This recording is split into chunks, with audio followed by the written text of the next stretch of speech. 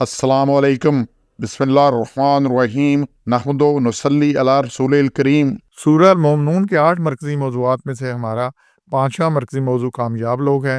इसके 4 ज़िमनी मौज़ूआत हैं, जिसमें तीसरा है दुआएँ।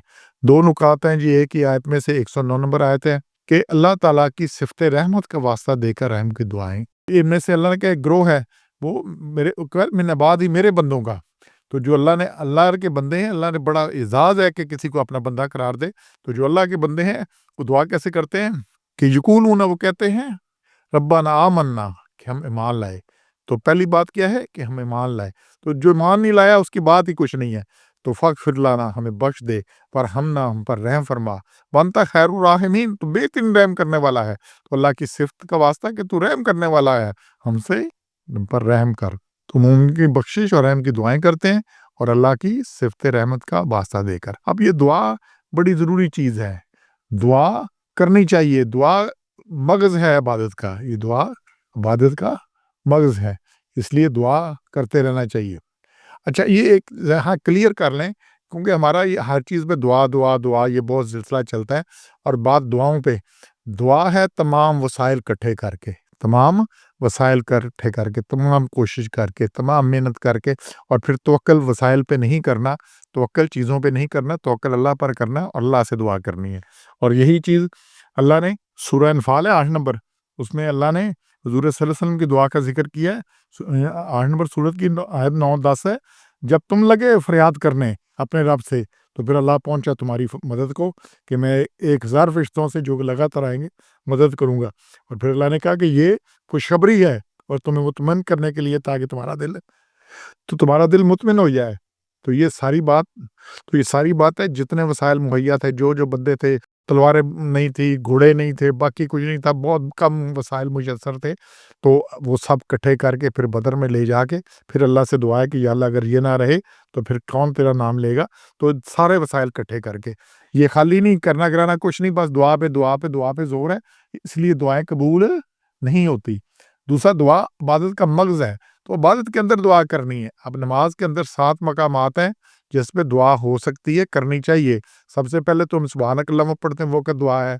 फिर रुकू में दुआ है, फिर रुकू से उठकर दुआ है, फिर सजदों में दुआ है, सजदे के दरमियान दुआ है, फिर आखिर में दुरूद शरीफ पढ़ने के बाद दुआएं हैं। फिर लंबी दुआएं करें जितनी दुआएं करनी है। तो हमने 1-2 दुआएं रटी हुई हैं, ये रब्बी जाली मुकीम सलाते, बस वहाँ का सलाम फेर दिया।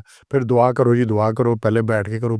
तो दुआ मग़ज़ है इबादत का दुआ, लेकिन मग़ज़ चीज़ के अंदर होता है, बाहर नहीं होता। तो जब आपने सलाम फेर दिया, नमाज तो ख़त्म होगी।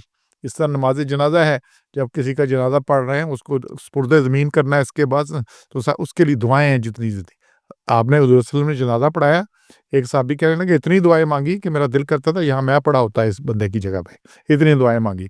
हमारा होता है 2 मिनट में जनाजा पढ़ते हैं, फिर 10 कदम पे दुआ, फिर 20 कदम पे दुआ। क्यों? मसला क्या है कि दुआ है अरबी में पढ़नी वहाँ उस वक़्त, तो किसी को समझ तो आनी नहीं, या अक्सर जनाजा खामोश पढ़ते हैं, आवाज़ ही नहीं आनी किसी को, तो फिर मिलना-मिलाना क्या है? तो इसलिए बाद में दुआएँ, दुआएँ, दुआएँ, ताकि पता लगे कोई कार्रवाई डाली है। तो ये दुआ तमाम। अब इस दुआ को समझ लें कैसे कबूल होनी है, क्या कुछ है। अब कोई औलाद की दुआ चाहता है, तो पहली ज़रूरी चीज़ है उसके लिए शादी करे। फिर शादी के बाद के जो मुख्तलिफ मदारिज हैं, जो लवाज़िमात हैं, वो पूरे करे, और फिर अल्लाह से नेक औलाद की दुआ करे। शादी की नहीं, बाकी सिलसिला है नहीं, और या अल्लाह औलाद दे दे, ये नहीं होना। तो इसलिए अगर हिजड़े औलाद की दुआ करें तो क्या असर होगा? कुछ होगा? यही हमारा हाल है कश्मीर पे, फ़लस्तीन पे, गज़ा पे, सारा कुछ करना कराना कुछ नहीं है। या अल्लाह बाबिल भेज दे, या अल्लाह ये कर दे, या अल्लाह कर दे। ये हम ऐसे डिमांड नोटिस दे रहे हैं, जैसे यूनियन कंपनी की फैक्ट्री की देती है जी, ये हमारे मुतालबात हैं, पूरा करो, या अल्लाह तू कर दे। ये इस तरह से दुआएं नहीं होती। फिर कुरान में दुआएं, अंबिया की दुआएं अल्लाह ने बार-बार ज़िक्र किया, सबका किया है। हज़रत आदम की दुआ है, सूरह राफ़ की आयत नंबर 23 में है, रब्बाना ज़लमना अनफुसना वल्लम तगफिर लना। कोई गलती हो जाए तो अपनी जान पर ज़ुल्म है, अल्लाह से तो हमें बख्श दे और हम पर रहम फरमा, नहीं तो हम तबाह बर्बाद हो जाएंगे। और मज़ इब्राहीम की दुआ है 39-41 आयत में सूरह इब्राहीम की, कि रब्बी जअलनी मुक़ीमस्सलाति व मिन ज़ुर्रिय्यति रब्बना तक़ब्बल दुआ। और यही दुआ हमने याद की हुई है कि हमारे वालिदैन को बख्श दे और सबको बख्श दे, और उसके बाद सलाम। फिर दुआएं यहाँ से शुरू होती है, यहाँ पे दुआएं ख़त्म नहीं होती। حضرت موسیٰ کی دعائیں سورہ طٰہٰ میں آیت 25 سے شروع ہو رہی ہے۔ جب اللہ نے کہا کہ فرعون کے پاس جاؤ، عصا کا دیا معجزہ اور ید بیضا کا، تو اب انہوں نے دعا دیکھیں کتنی لمبی مانگی، ربی اشرح لی صدری ویسر لی امری واحلل عقدۃ من لسانی یفقہوا قولی واجعل لی وزیرا من اخی ہارون اخی۔ تو کر رہے ہیں دعائیں دعائیں دعائیں دعائیں دعائیں، کتنی لمبی دعا ہے۔ پھر جب یہ ساری دعائیں کی تو اللہ نے کیا کہا، یہ آیت نمبر 36 ہے سورہ طٰہٰ کی، قال قد اوتیت سؤلک یا موسیٰ، موسیٰ تیری دعا قبول ہوئی۔ تو دعائیں اب بھی قبول ہوتی ہیں، لیکن پہلے وہ دعا تو مانگنے والا دل تو لائے نا، وہ وسائل تو مقرر کرے، سب کچھ بدر کی طرح سب اکٹھا کر کے پھر دعا کرے۔ تو خالی چلنے بدلنے سے دعائیں قبول نہیں ہوتی۔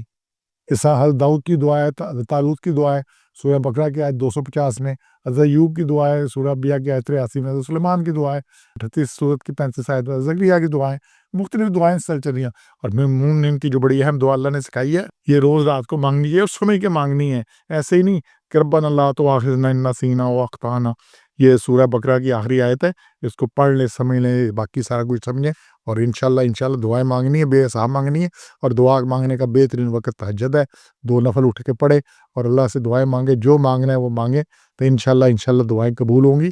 لیکن سارے وسائل اکٹھے کر کے، ساری محنت کر کے، ساری کوشش کر کے پھر اللہ سے دعا سبحان ربک رب العزت عما یصفون وسلام علی المرسلین والحمد للہ رب العالمین۔